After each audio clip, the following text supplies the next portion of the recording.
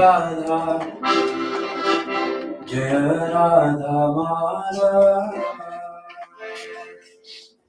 Jaya Kunja Bihari. Everybody, Jaya Radha Madhava, Jaya Kunja Bihari, Jaya Radha Madhava, Jaya Kunja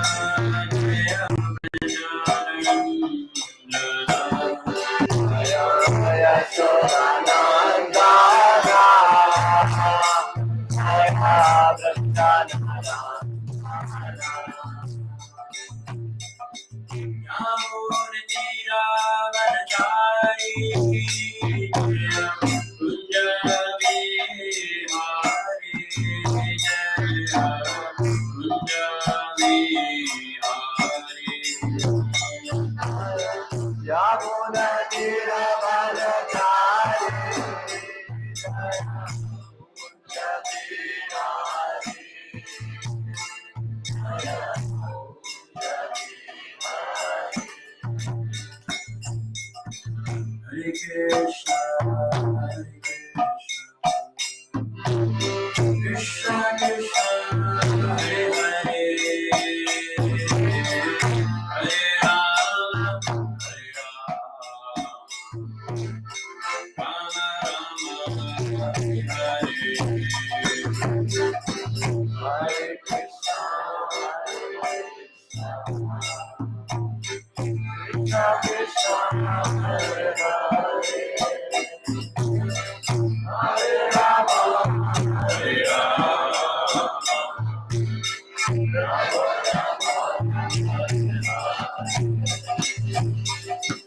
Hare Krishna,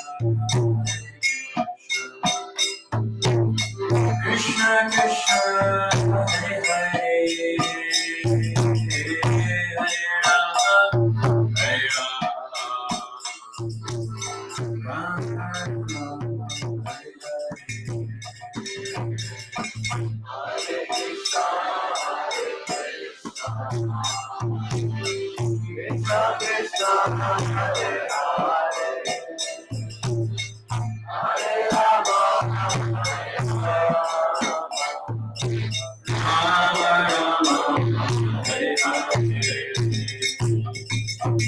Thank you very much. Please now, may obeisances, Dandavad Pranams, Jai Om Vishnupada Paramahamsa Privajaka Acharya Shruta Siddha Shri Sridham Abhay Charanaravinda Bhaktivedanta Swami Maharaj Prabhupada Ki Ananta Koti Vaishnava Vrinda Ki Bhagavad-gītā Ki Veda Shastra Ki ISKCON Helsinki Dham Ki Hari Hari Bol. So thank you very much everybody for being here. Such a nice group of souls visiting our temple. This is the most important thing of the week which one can do. Generally we think there are other duties which one can do, and this is just something you do for fun, or a cultural activity, ethnic activity, some kind of mystical, spiritual fun. But actually this is a very important thing known as satsanga. Satsanga means spiritual association, spiritual assembly for developing higher consciousness. So actually it's very powerful that we're all here together. And just one moment fully absorbed in the kirtan, in the katha, it can make a profound effect in your life. So I'm very grateful that all of you have come, very enthusiastically chanting and listening. And that way you will have lots of food for your soul. So today's class is a very simple but profound verse, which is listing the different qualities of Bhagavan Sri Kṛṣṇa. What is the nature of God? So it's a very interesting class.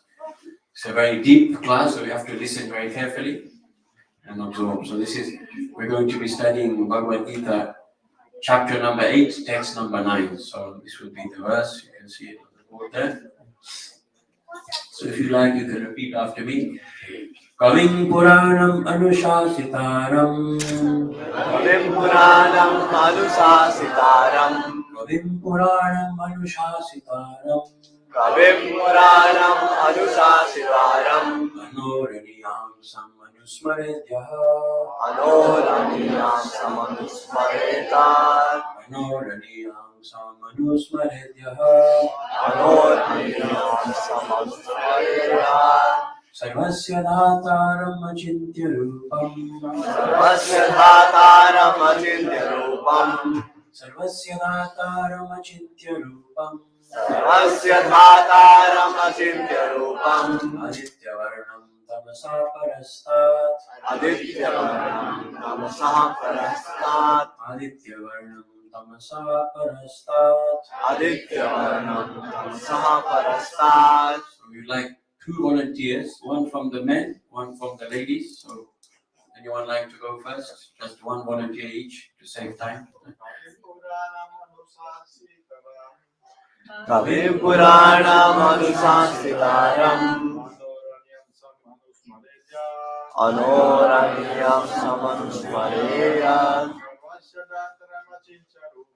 Sarvasya Dhataram Achintya Rupam. Aditya Varnam Tamasa Parastat.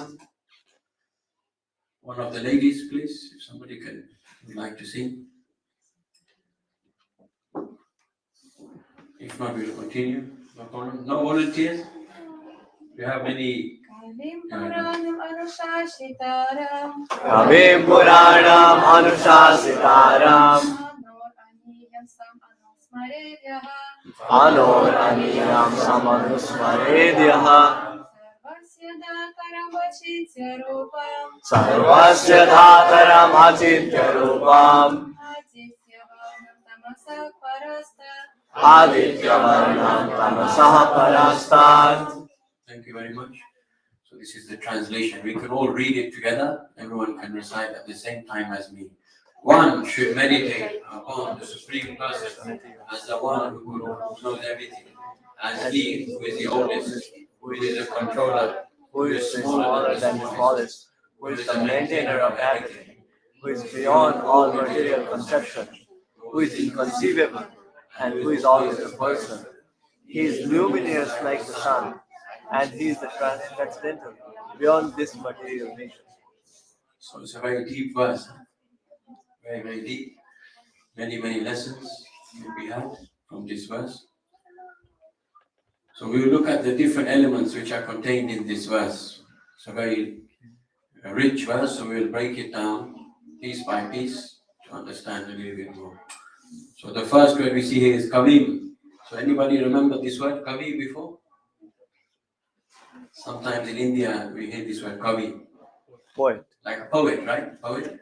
Sometimes it's used in other senses. Anyone can think any other sense is used? Kavi? Like Kaviraj. Sometimes also as a doctor, right? Sometimes we say Kaviraj as a doctor. Especially in Bengal, they use this word for doctor. So it means somebody who is very expert, actually. So poetry is one type of expertise, but there are many other types of expertise. So one who knows everything. So this number one, Kavi. And then we see Kavi Puranam. Puranam means, anybody knows? Puranam, yeah, but it refers to scriptures, but what does it mean? It means very old, right? Very old. So the Lord is the most ancient. And then the third one, Anushasitaram. So Shastra, everyone knows this one, right? Shastra? That's connected to that one. So Puranam and Anushasitaram. So these are the two next one. Then Anor Aniyam. So maybe you heard this in another verse, very ancient verse from the Vedas. Anor Aniyam Ato Mahiyam. So what does it mean? Anu or Anor? Something small, right? So therefore next one, Anor Aniyam, one who is smaller than the smallest. So it sounds like contradiction, right? Because God is greater than the greatest. But actually the opulence of being small is that you're the smallest, right? Because then you're unique. The opulence of being great is that you're greater than the great. What is the opulence of darkness? The most dark, right? So therefore, what is called the tamaha, this is a suffix which means the top of those things. So God is not only the greatest of the great, but He's also the smallest of the small.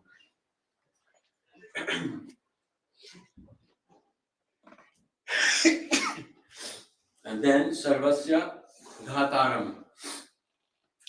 So it means the one who is the maintainer of everything, one who is actually keeping everything maintained and preserved in its natural state.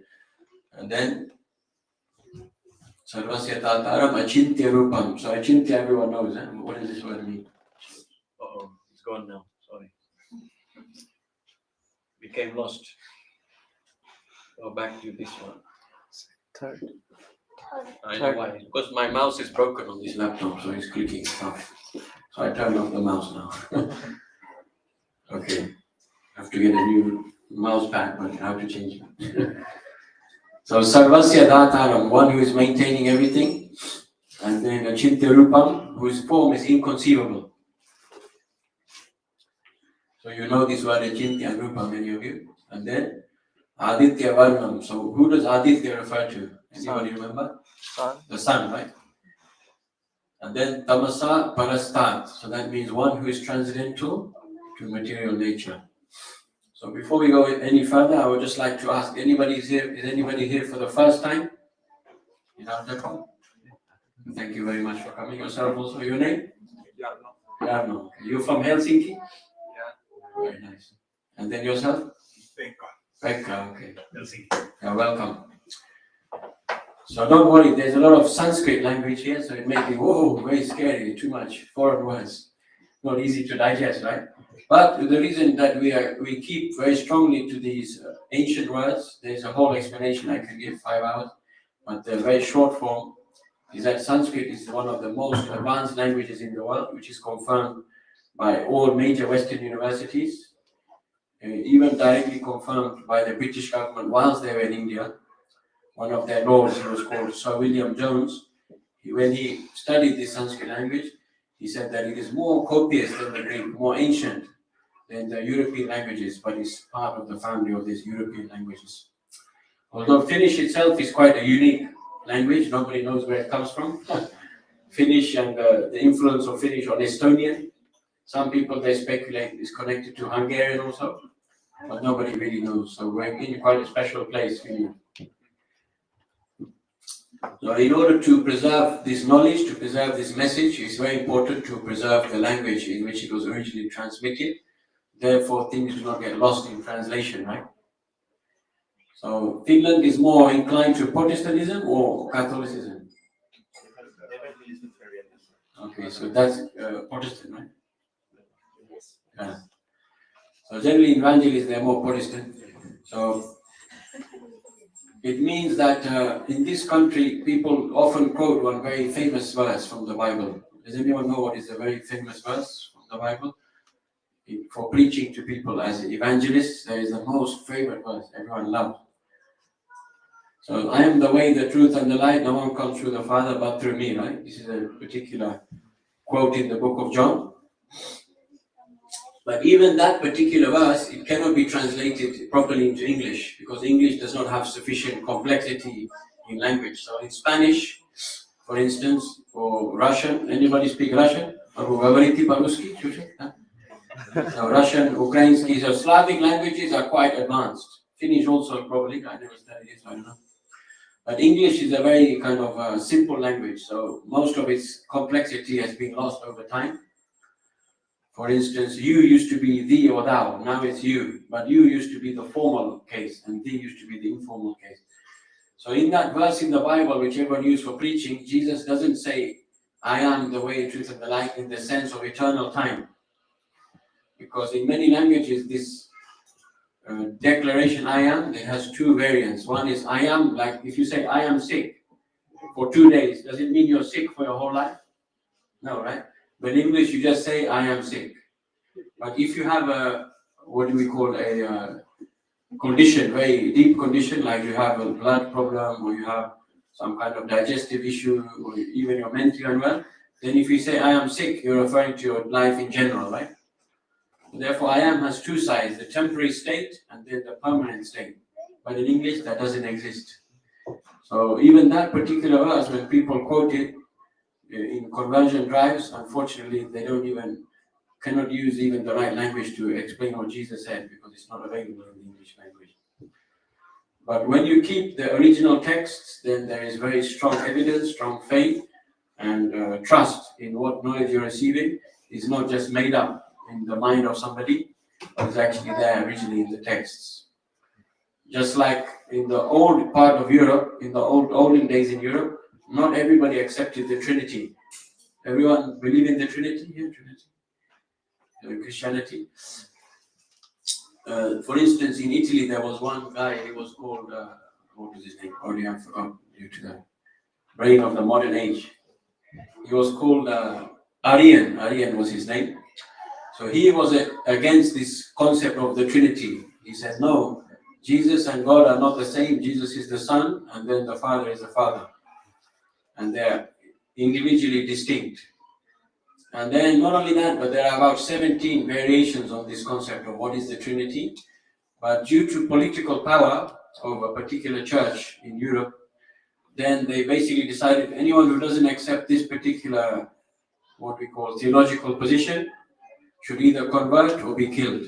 So it sounds very like I'm exaggerating, but this is just the history of religion in Europe.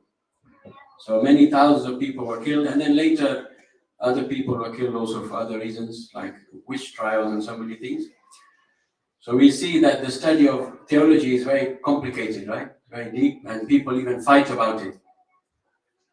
And many people, for not accepting the Trinity, they lost their life. Imagine it. But the ironic thing is, there is not one unequivocal verse in the Bible which clearly states that the Trinity exists.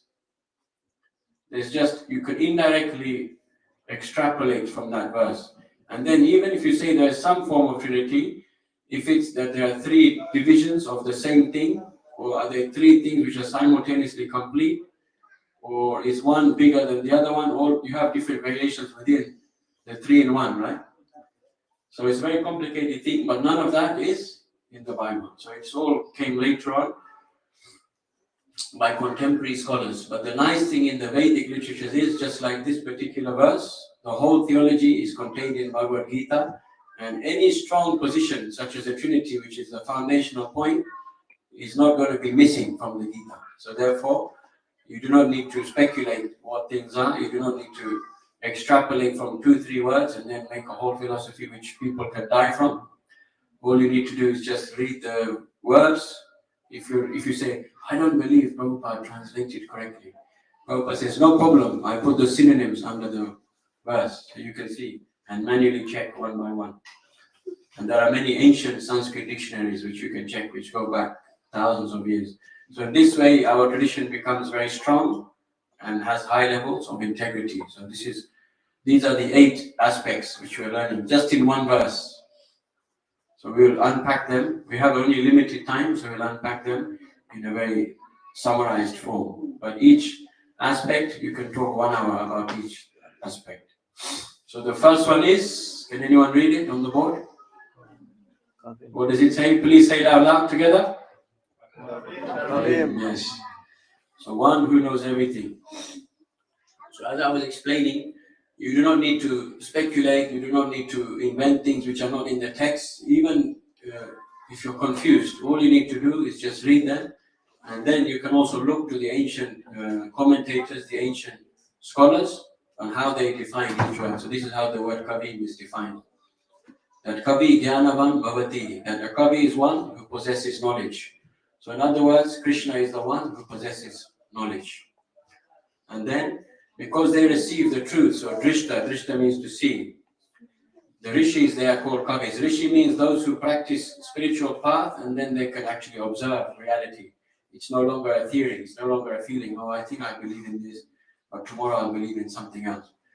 That is not spiritual, that is still trying to ascend to some kind of spiritual understanding. But the rishi means one who has drishya, who has vision. So the first thing is one who knows everything. So what is the ancient tradition of the texts of India called? Does anybody know?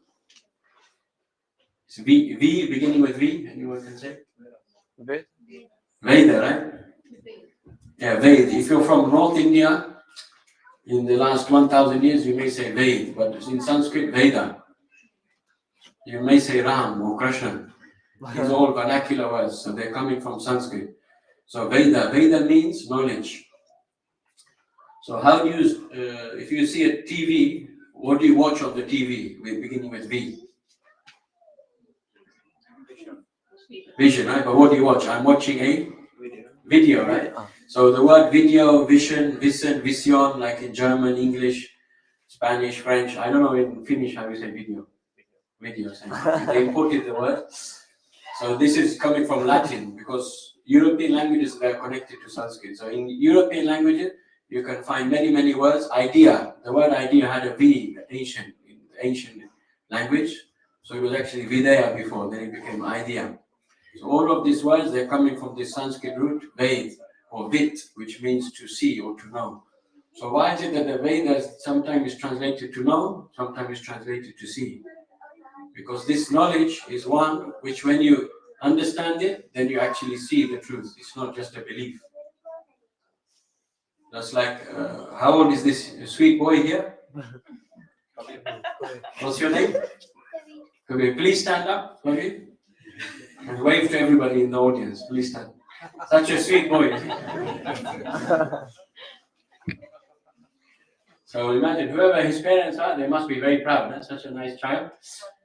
So, my friend, so when you see the tree outside, can you tell me much about the tree, or you don't know much yet? Like which tree is outside? Don't worry, it's not a trick question. Just, oh, he doesn't mean it. Okay. So he's very young, and he may not be able to explain much about the tree, right? Is anybody here a scientist in the room? Scientist? Anybody? Anybody study biology? So, okay, no scientists today, unfortunately. So a scientist, a biologist, they can explain many things about the tree. Photosynthesis, the roots, the nutrition, nitrogen, so many things which the trees need light. They can give you a 1-hour katha on the tree, right? Vriksha katha. But our sweet boy here, he's very young, so he cannot. But imagine if the scientist needs glasses, very thick glasses, like a strength of 3 or 4, and he has 20/20 vision. In one sense, he sees the tree better than the scientist, right? Isn't it? It's true, right?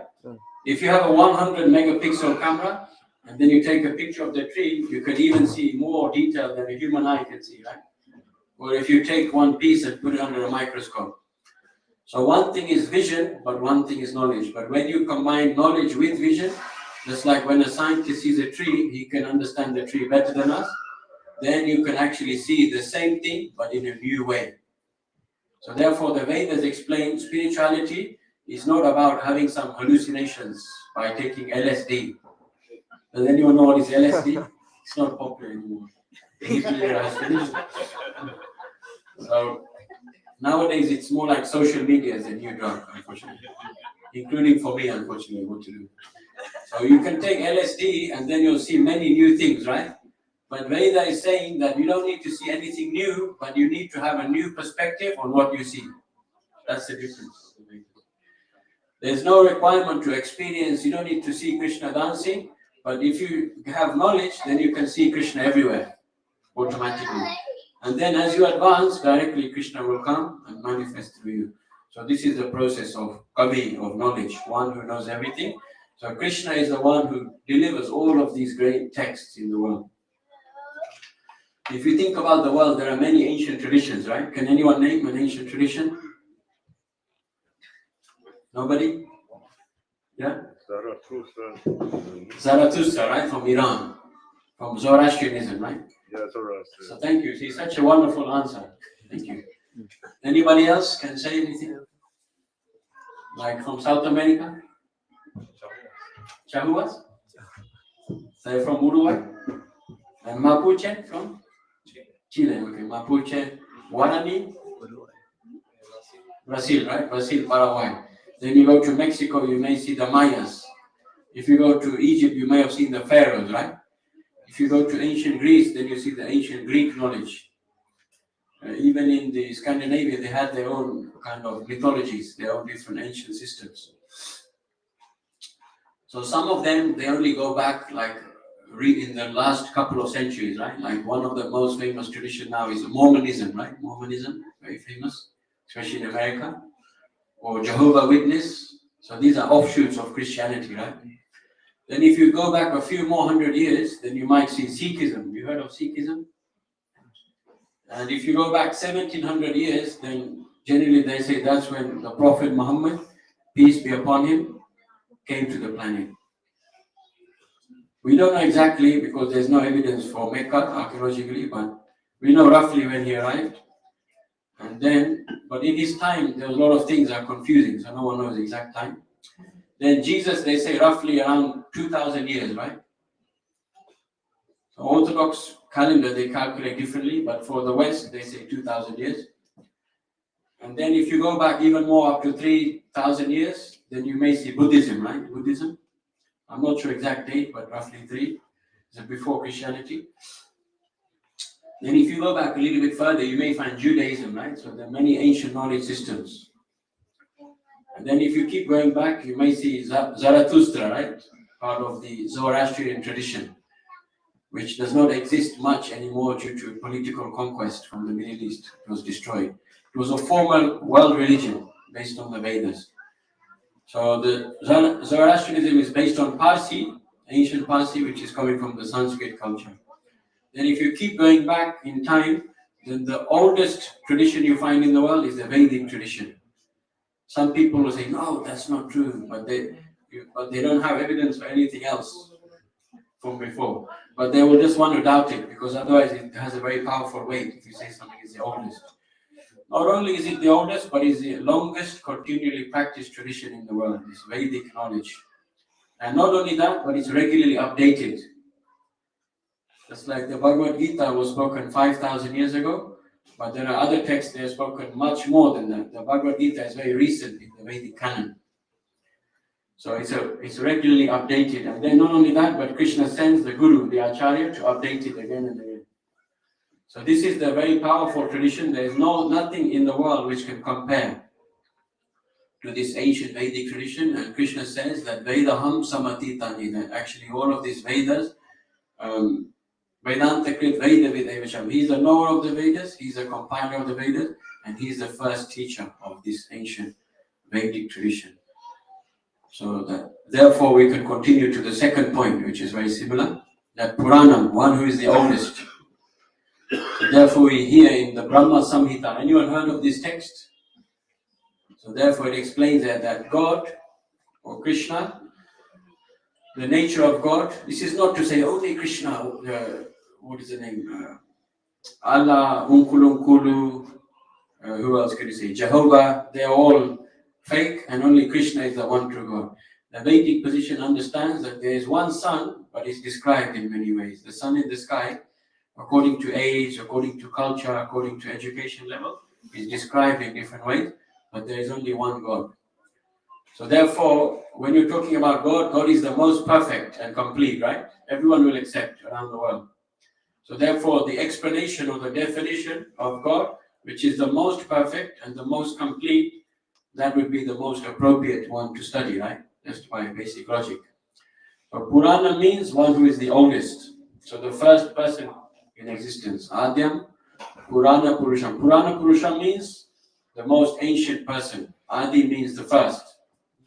So it's not like the brand, Adidas, the brand, the nice shoes. So that's just by chance. But it's a good name. Adi means like God. Adyam you see here. And then Das means servant. So it's actually a very good name, Adidas. But I don't think they meant that. I think it's pronounced Adidas even. I'm not a big fan of their shoes. So, and then anybody practice yoga here? We have, I think, one yoga teacher here. I think there's another one also. And you said also another one is teaching. Rasha Yoga, but he's gone. He lives somewhere else. And then we have also a very famous Finnish devotee called Jayananda, right? And is Gokul Chandra from Finland? Yeah. So Finland actually is one of the best places outside of India to study yoga. The asana outside of yoga. What's his name? Hans? Brigupati Prabhu. Brigupati Prabhu. One of the top scholars in the whole country of Finland on yoga. He's taken as authority by the country. He did a study and they found that Finland has one of the highest levels of yoga practitioners in the whole of Europe. So it's very nice. So the scripture of yoga is called Yoga Sutra. And there the same thing. Those of you who study the Yoga Sutras, it's also described that Ishvara have 5 characteristics. One of them, that the first teacher, the teacher of the ancients. So this is number 2. Number 3, that Anushasitaram. So one who is the controller of everything. So we know about this word controller, right? But generally when we think of control, we become very scared, right? Oh no, control. I'm very scared of control, right? But actually control is not bad, but people who have a negative take on control, they're considered to be bad. But control, for instance, if you cannot control when you need to, do something, then you'll just be running around like a dog, right? Chasing things, misbehaving. So when the mind tells you to do something, you have to control the mind, right?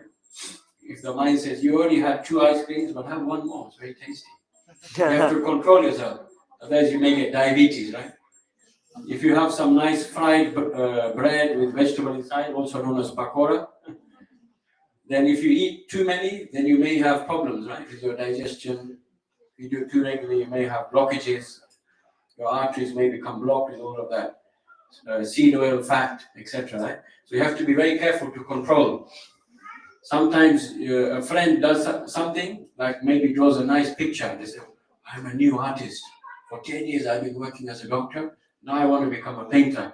So then they draw. They say, please sit in the chair and I will draw you. So then they draw you in the chair. And then you see the picture and you're like, what the flip is this? This guy is really bad at drawing. But you have to control your mind and control your tongue. Say, whoa, such a good job, my friend. Beautiful. Even though inside you may be thinking this painting is like, it's better to be used in the bathroom as toilet paper. Such a horrible painting. But you have to control your tongue, right? Otherwise you can destroy people just by using harsh language, harsh words, harsh things. So control is one of the most important elements of reality. If we want to build a dam, if we don't have control of the water, what will happen to Helsinki? It will become flooded, right? If you do not have control of our heating system, then our poor brahmacharis and monks and people living upstairs, they can freeze to death. It's a very cold country, Finland. Luckily right now it's fine, but in a few months it will be really, very, really cold. Thick snow, right? Yes. So therefore, having control of things is actually good, but nowadays control is misused. So therefore, Krishna, we have to clarify that Krishna is not a despotic controller. A despot means one who acts according to their whims. So we see many despotic rulers in the modern age, in America, in different countries. I don't know exactly, Russia, you can say, Venezuela, different places. I'm not trying to get into politics here, just naming some for the sake of the talk. So there are many rulers who are very despotic and they do very nasty things. You can all think in your mind which one you can think of. And then the Srimad Bhagavatam explains that Krishna is actually the Dharma Rajasya Shasanam. He's the one who is giving the control through the kingdom or the government of Dharma. So Anushasitam means one who is controlled, but Krishna doesn't control despotically. Krishna controls through Dharma. Dharma means the balance of the universe, the law of the universe, the goodness of the universe. Sometimes they say, oh, it's very contradictory. Are things good because God says they're good? Because if God says tomorrow rape is okay, does it become okay? What do you think? Are things good because God says so? What do you think? Who says yes? That's option one. Option two is things are good. God says they're good because they're inherently good. For instance, God doesn't say this is good because I say so. God says because this is good, therefore I support it. So who thinks option one? Things are good because God says they're good. Option number one. And then option number two, who thinks things are good inherently and then God says that they're good to support them. Option number two, what do you think? It's not easy, right? Many of you didn't put your hand up. So luckily, this is not a medieval religious institution where if you give the wrong answer, you get in big trouble. Here, if you give the wrong answer, you get a prize. You know what the prize is? You get extra dessert. The one who says, I don't like this philosophy, I don't believe in it, say, no problem, we'll give you some nice food. Because we're all family. So if you bring family over, everyone should eat together, right? So this is our philosophy. So Krishna is the one who is giving the Shastra, Shasitaram. Shas means, this Sanskrit root means to control. So the book by which society should be controlled is the book of Dharma, the book of goodness, the book of spirituality. So don't worry, sometimes people in Europe become very scared, but in the Old Testament, in the Quran, there's a lot of promotion of slavery. So I'm very scared. If you say Dharma book is good, then don't worry, there's no slavery or such concepts in these texts. You can read and then study them. So the answer is for these two. This is called the, I forget the word, but in Greek philosophy, somebody asked this, the dilemma, Euthyphro dilemma. So it's a big problem for scholars in the West to decide on this point. But the conclusion of these two is that things are good because God says they're good, or does God say they're good because they're good? The answer is that God is a personification of goodness. Therefore, there is no artificial duality between saying this is good and that is not good. God is a personification of goodness. Therefore, things are good because God says they're good, because that's his nature. So he will not change and say tomorrow rape is fine. If they're infidel, then rape is okay. God will never say that. Why? Because he is goodness personified. So if he says something against goodness, then he's not God. So that's the conclusion. So therefore we may wonder, so what is the governmental position? So Vedic philosophy teaches as an ideal. Prabhupada said in the modern age it's not possible to do this.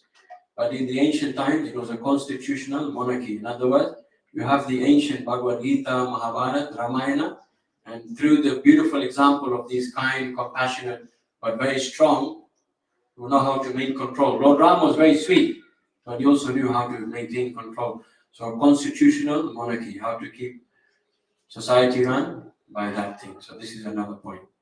So therefore, coming to the next point, that what is the true meaning then of hierarchy? Society, we see there are systems of control, right?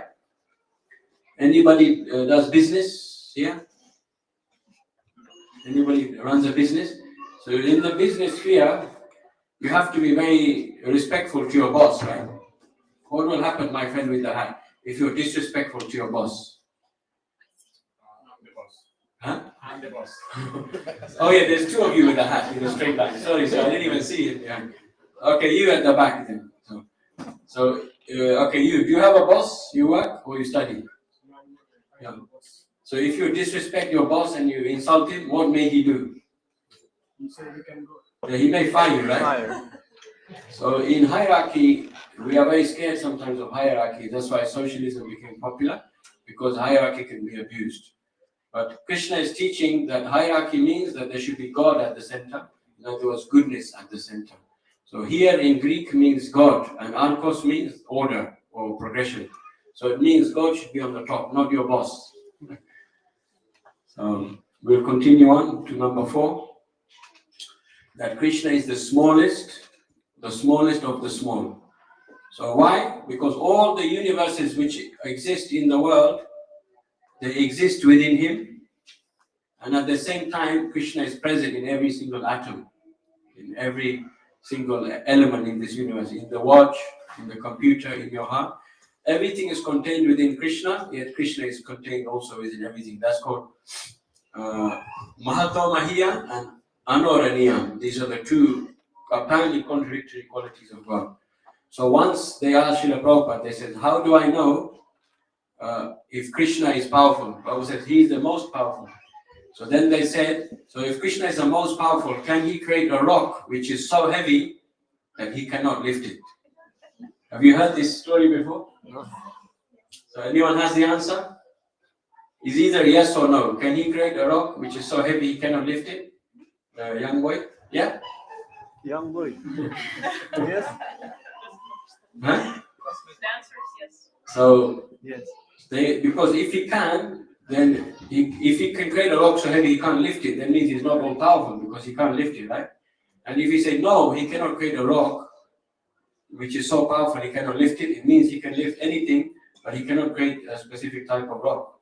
So then Srila Prabhupada said, the answer is that Krishna is so powerful, he can create a rock and then it will be too heavy to lift. I cannot lift. But then he'll lift it anyway. Because God is not linear. We have this misconception that because you see in these ancient texts, God does crazy things. He lifted a mountain with his small finger. Therefore, he is not God because it's against the laws of nature. So the God has a big problem because when he does something outside of the laws, we say he doesn't exist.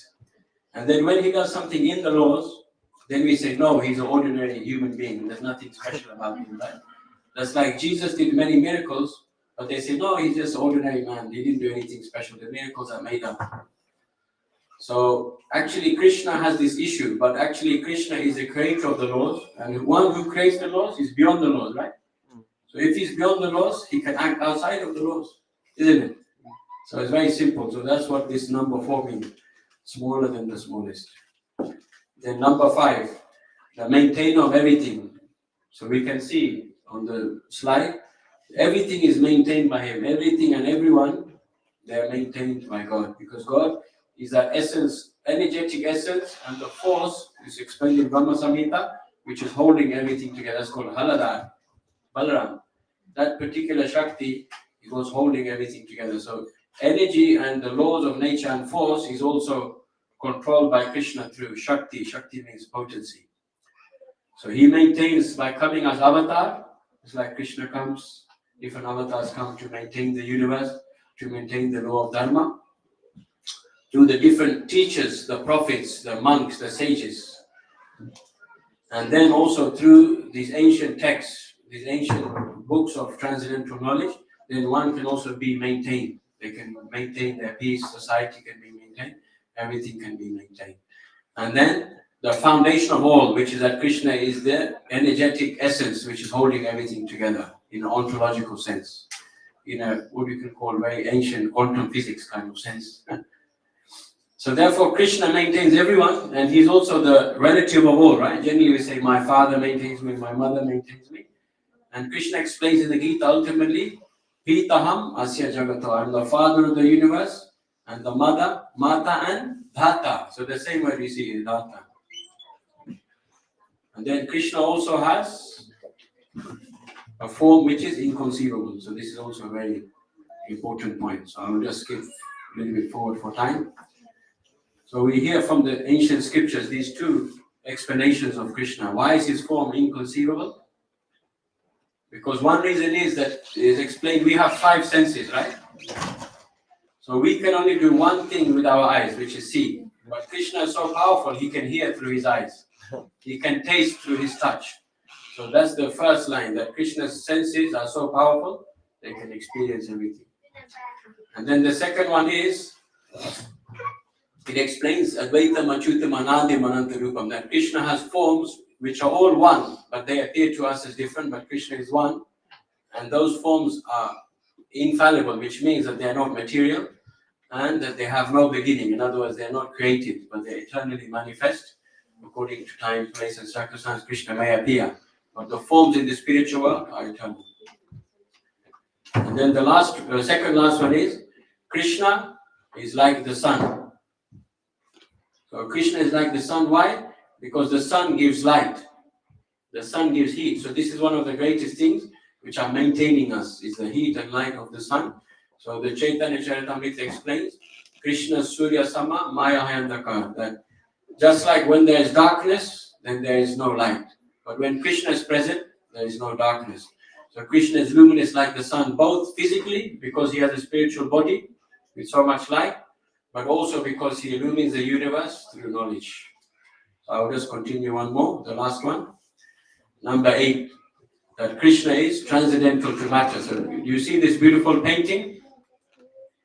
So you can see that Krishna has the ability to take on different forms. He has the ability to do things which are beyond the laws of matter, just like lifting of the Govardhan hill. Krishna was tried, many demons, they tried to attack Krishna, the greatest demons in the universe, they were unsuccessful. So therefore, the Srimad Bhagavatam explains that Namostute Keshava Madhavaya, this is the creator of the universe, he's saying, Brahma, Gopishwaraya Paripurnataya, that obeisance is unto you, the complete Lord of all beings, whose form is beyond my understanding. So thank you very much, everybody. I'm not sure, we don't have time for question, right? So now we'll continue on with the Arati. So please stand up.